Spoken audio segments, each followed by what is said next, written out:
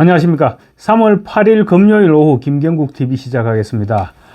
부산, 울산, 경남 지역에 출마한 민주당 총선 후보들의 위기감이 고조되고 있는 가운데 드디어 민주당 현역 의원의 입에서 불경 전멸이라는 말이 나오기 시작했습니다. 민주당은 현재 PK에서 7석을 보유하고 있습니다. 그런데 7석을 더 확장하기는커녕 이러다가는 가진 의석조차 모조리 잃어버리겠다, 이런 위기감이 지금 팽배해지고 있다는 것입니다. 민주당 양산을 김두관 후보는 오늘 페이스북을 통해서 공천 과정에서 만들어진 민주당의 하향 곡선은 변함없이 지속되고 있다. 이곳 불경은 전멸 아니냐 하는 위기감이 크다고 말했습니다. 극한의 공포감을 드러낸 것입니다. 위기의 근본 원인은 공천파동이며 공천파동 이후 현장에서 느끼는 민심이 그만큼 심각하다고 지적한 것입니다. 이 대표에 대한 원망이 셈입니다.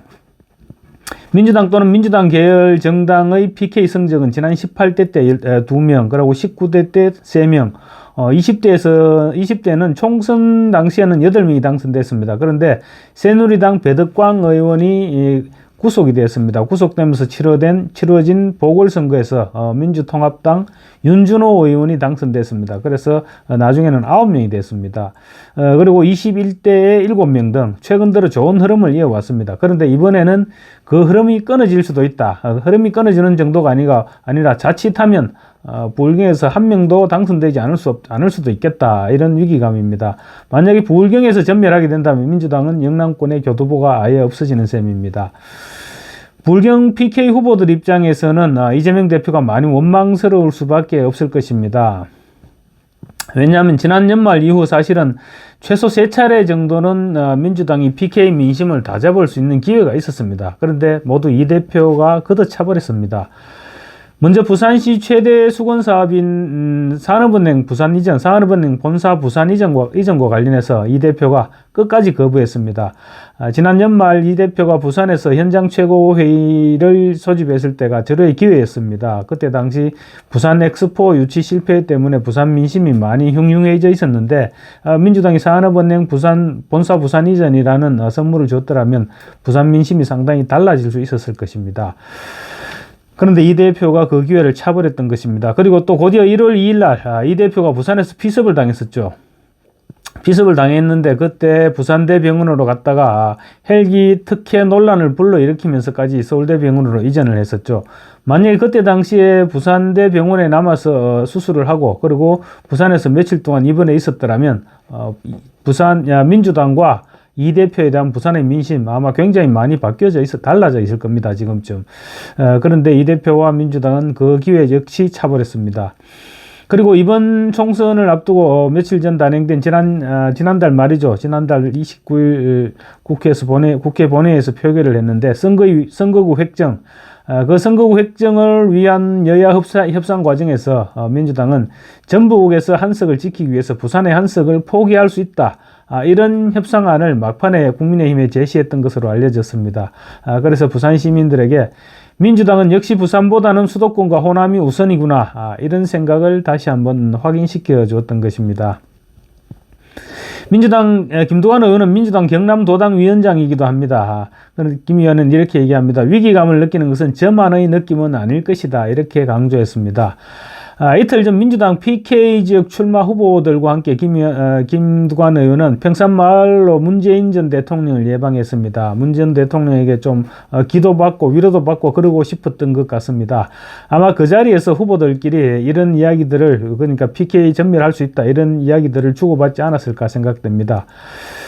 김 의원은 이재명 대표의 공천이 분명히 잘못됐고 문제가 있지만 이제 와서 되돌릴 수 없으므로 하루라도 빨리 이 대표가 이 선으로 물러나서 자기 선거에만 집중하는 것이 우리 전체 총선 승리에는 도움이 될 것이다, 이런 주장을 하고 있는 것입니다.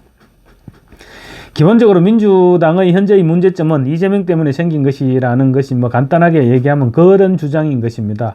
아마 김 의원뿐만 아니고 PK 지역에 출마한 주자들 상당한 숫자가 그런 생각을 하고 있을 것으로 보입니다. 김 의원은 이제 통합선대위를 만들 때다, 김부겸, 정세균 전 총리를 비롯한 우리 당의 구심점을 찾아서 흔들리지 않는 중심을 세워야 한다, 이탄희를 비롯한 인재들을 전면에 배치해야 한다면서 조속한 통합선대위 구성을 촉구했습니다. 통합선대위가 구성되면 이재명 대표도 대표 권한을 선대위에 넘기고 개항선거에 전념해야 한다고 주장했습니다. 김 의원이 진짜 하고 싶었던 말은 이 부분인 것 같습니다. 말이 선거에 전념하라는 것이지 사실은 대표직에서 물러나서 좀 우리 눈에 안 띄게, 국민들 눈에 안 띄게 그렇게 좀 해다오, 이런 얘기인 것 같습니다. 김 의원은 개항이라고 쉬운 지역도 아니고 개항에서 지면 수도권에서 드실 수밖에 없고 그렇게 되면 총선 과반 확보에 실패한다는 것을 의미한다. 결국은 전국적인 판세를 개항이 좌우하게 된다는 말로 이 대표를 지금 계속 설득하고 있습니다. 김 의원의 주장을 요약하면 이 대표가 남아있으면 여당 심판의 표적이 될 수밖에 없고 그런 리스크를 줄이기 위해서라도 통합선대위를 발족시키고 대표직에서 물러나라는 것입니다. 김 의원은 공천에서 생긴 잡음을 최소화하고 통합의 길을 가는 것은 결국 이재명 대표에게 달린 문제다. 빨리 결단해라. 이렇게 압박했습니다. 김 의원은 지난번 비례대표 선거제도와 관련해서도 이 대표에게 이선 후퇴를 촉구했지만 묵살당했습니다. 이번에는 과연 이 대표가 김 의원의 이선 후퇴 주장을 어떻게 생각할지 모르겠습니다. 그런데 타이밍상으로는 이제 이 대표가 대표직에서 물러날 때가 됐습니다. 민주당은 다음 주 월요일이네요. 11일 날 11개 선대위를 출범시킬 계획이라고 합니다. 김동완 의원 말 맞다는 지역구 선거도 지금 만만찮고 하니까 선대위를 구성하고 물러날 타이밍인 것은 맞습니다.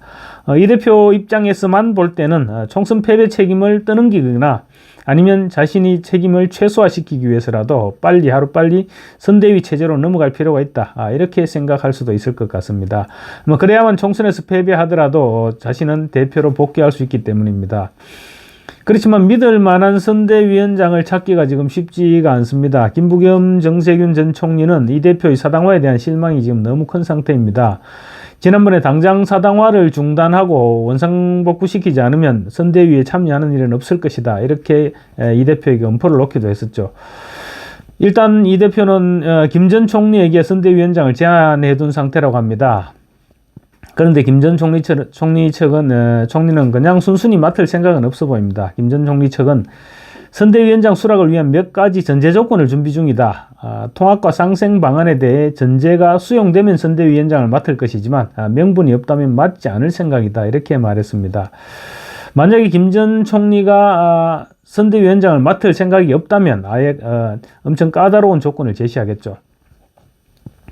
김 전 총리가 지금까지 보여준 이 대표에 대한 행동으로 볼 때 상당히 복잡한 조건을 내걸 수도 있을 것으로 보입니다. 만약 이 대표가 받아들이지 않는다면 김 전 총리 역시 선대위원장을 맡을 명분이 없다는 것입니다.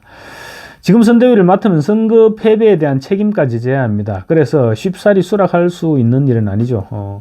이탄희 의원도 거론되고 있는데 이탄희 의원은 전국적인 무게감이 떨어집니다. 이해찬 전 대표 역시 유력한 카드 중에 하나인데 건강이 지금 별로 좋지 못하다고 합니다. 그래서 선대위원장을 맡더라도 사무실 바깥을 다니기는 힘들 것이다. 이런 전망입니다. 그래서 최악의 경우에는 아바타를 내세우고 자신이 인천 계양 지역구에서 계속 메시지를 내는 방법, 그것도 생각하고 있지 않을까, 이렇게 볼 수 있을 것 같습니다. 민주당은 한편 또 오늘도 친명 배려를 위한 호떡 공천을 이어갔습니다. 어제 공개 오디션으로 서울 서대문갑에 3명의 경선 후보를 선출했습니다. 그런데 오늘 바로 다음 날인 오늘 최고위원회의를 통해서 이 중에 한 사람의 선수를 교체했습니다. 이재명 대표와 정진상 전 정무조정실장의 대장동 변호사로 이름이 알려진 김동아 변호사입니다. 갑자기 경선 후보에 포함된 것입니다. 어제 진행된 민주당 공개 오디션에는 최종 후보 3명으로 권지훈 전 민주당 비상대책위원, 김규현 전 서울 북부지검 검사, 그리고 성치훈 전 청와대 행정관, 이렇게 3사람을 발표했습니다. 그런데 하루 만에 성치훈 전 행정관을 빼고 그 자리에 김동아 변호사를 집어넣은 것입니다. 강선우 민주당 대변인은 오늘 국회에서 열린 최고위원회의 이후에 이 같은 사실을 발표하면서 성 전 행정관의 제외 이유에 대해서는 최종 의결권은 최고위에 있다, 이렇게 말하면서 제대로 된 설명을 하지 못했습니다. 김 변호사가 전날 오디션에서 탈락하자 일부 강성 지지자들은 최고위원들에게 결과 번복을 요구하는 문자 메시지까지 보낸 것으로 알려졌습니다. 그러니까 결국 이번에도 강성 지지자들의 문자 메시지에 최고위원들이 흔들려서 경선 대상자를 하루 만에 교체했다, 이런 해석이 가능할 것 같습니다. 공개 오디션을 통해서 걸러낸 특정 인물을 바로 다음날 최고위원회의를 통해서 구제하는 사태까지 발생하면서 민주당 공천은 끝까지 친명횡재로 진행되고 있는 것 같습니다. 감사합니다.